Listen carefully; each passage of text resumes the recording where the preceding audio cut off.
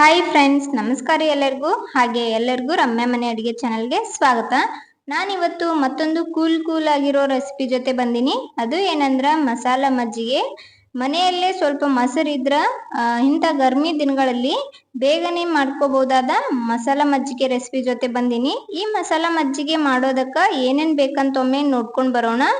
ಏನಿಲ್ಲ, ಸ್ವಲ್ಪ ಮೊಸರು, ಹಾಗೆ ಸ್ವಲ್ಪ ಜೀರಾ ಪೌಡರ್, ರುಚಿಗೆ ತಕ್ಕಷ್ಟು ಉಪ್ಪು, ಬೆಳ್ಳುಳ್ಳಿ, ಹಸಿ ಮೆಣಸಿನ್ಕಾಯಿ, ಕೊತ್ತಂಬರಿನ ಕುಟ್ಟಿ ಇಟ್ಕೊಂಡಿದ್ದೀನಿ. ಇವಾಗ ಹೆಂಗ್ ಮಾಡೋದಂತ ನೋಡೋಣ. ತಗೊಂಡಿರೋ ಮೊಸರನ್ನ ಸ್ವಲ್ಪ ಈ ತರ ಬೀಟ್ ಮಾಡ್ಕೊತಿದ್ದೀನಿ.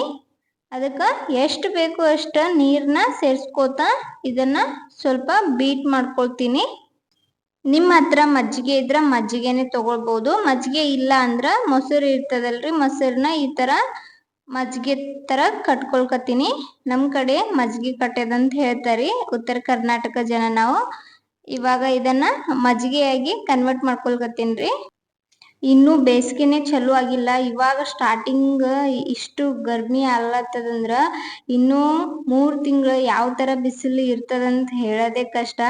ಮನೆಯಲ್ಲಿ 1 ಕಪ್ ಮೊಸರು ಇದ್ರೆ ಅದನ್ನ ಈ ತರ ಮಾಡ್ಕೊಂಡು ಇದ್ರೊಳಗೆ ಸ್ವಲ್ಪ ಐಸ್ ಕ್ಯೂಬ್ ಎಲ್ಲ ಹಾಕೊಂಡು ಕೂಲ್ ಆಗಿ ಕುಡಿದ್ರ ಸ್ವಲ್ಪ ತಣ್ಣನೆ ಅನಿಸ್ಬಿಡ್ತದ್ರಿ ಮನುಷ್ಯಾಗ. ಇವಾಗ ನಾನು ಅದನ್ನ ಮಜ್ಜಿಗೆಯಾಗಿ ಮಾಡ್ಕೊಂಡು ಅದಕ್ಕೆ ಎಷ್ಟು ಬೇಕಷ್ಟನ್ನ ನೀರು ಹಾಕೋತಾ ಇದ್ದೀನಿ. ಜಾಸ್ತಿ ನೀರನ್ನು ಸೇರಿಸ್ತಿಲ್ಲ ನಾನು, ಸ್ವಲ್ಪ ಗಟ್ಟಿಯಾಗಿದ್ರೆ ಅದು ಮಜಾನೇ ಬೇರೆ. ಅದಕ್ಕೋಸ್ಕರ ಈ ತರ ಮಜ್ಜಿಗೆಯಾಗಿ ಮಾಡ್ಕೊಂಡು ಅದಕ್ಕೆ ರುಚಿಗೆ ತಕ್ಕಷ್ಟು ಉಪ್ಪು, ಹಾಗೆ ಜೀರಾ ಪೌಡರ್, ಮತ್ತೆ ಕೊತ್ತಂಬರಿ, ಹಸಿ ಮೆಣಸಿನ್ಕಾಯಿ, ಬೆಳ್ಳುಳ್ಳಿಯನ್ನ ಕುಟ್ಟಿ ಹಾಕ್ತಾ ಇದ್ದೀನಿ. ಅದನ್ನ ನಾನು ಗ್ರೈಂಡ್ ಮಾಡ್ಕೊಂಡಿಲ್ಲ, ಸಣ್ಣಾಗಿ ಕುಟ್ಕೊಂಡು ಇಟ್ಕೊಂಡಿದ್ದೆ. ನೀವು ಬೇಕಾದ್ರೆ ಬೆಳ್ಳುಳ್ಳಿ, ಹಸಿ ಮೆಣಸಿನ್ಕಾಯಿ, ಕೊತ್ತಂಬರಿ, ಸ್ವಲ್ಪ ಜೀರಿಗೆ ಅದನ್ನ ಪೇಸ್ಟ್ ಮಾಡ್ಕೊಂಡು ಇದಕ್ಕ ಸೇರಿಸ್ಕೊಳ್ಬಹುದು.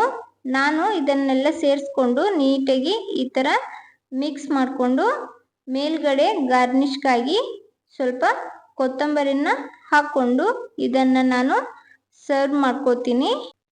ಬೇಸಿಗೆ ಟೈಮ್ದಾಗಂತೂ ಸಿಕ್ಕಾಪಟ್ಟೆ ಬಿಸಿಲು ಇರ್ತದ್ರಿ. ಹೊರಗಡೆ ಕೆಲಸ ಮಾಡಿ ಬರೋರ್ಗಾಗ್ಬೋದು, ಮನೆಯಲ್ಲೇ ಸಿಕ್ಕಾಪಟ್ಟೆ ದಗಿ ಇರುವಾಗ ಈ ತರ ತಣ್ಣಗೆ ಏನಾದ್ರೂ ಮಾಡ್ಕೊಂಡು ಕುಡಿದ್ರ ದೇಹಕ್ಕೂ ತಂಪ, ಮನಸ್ಸು ಕೂಡ ತಂಪಾಗಿರ್ತದ. ನೀವು ಸಹ ಒಮ್ಮೆ ಟ್ರೈ ಮಾಡಿ. ಈ ಸಿಂಪಲ್ ಮಸಾಲ ಮಜ್ಜಿಗೆ ರೆಸಿಪಿ ಇಷ್ಟ ಆದ್ರೆ ಲೈಕ್, ಶೇರ್ ಅಂಡ್ ಸಬ್ಸ್ಕ್ರೈಬ್ ಮಾಡಿ. ನನ್ನ ಚಾನೆಲ್ನ ಸಬ್ಸ್ಕ್ರೈಬ್ ಮಾಡದೆ ಯಾರೆಲ್ಲ ವಿಡಿಯೋ ನೋಡ್ತಾ ಇದ್ದೀರಾ, ದಯವಿಟ್ಟು ಚಾನೆಲ್ನ ಸಬ್ಸ್ಕ್ರೈಬ್ ಮಾಡಿಕೊಂಡು ವಿಡಿಯೋನ ಎಂಡ್ ವರ್ಗು ನೋಡಿ ಸಪೋರ್ಟ್ ಮಾಡಿ. ನನ್ನ ವಿಡಿಯೋನ ಯಾರೆಲ್ಲ ನೋಡ್ತಾ ಇದ್ದೀರಾ ಎಲ್ಲರಿಗೂ ಧನ್ಯವಾದಗಳು. ಮತ್ತೆ ಹೊಸ ರೆಸಿಪಿಯೊಂದಿಗೆ ಸಿಗೋಣ.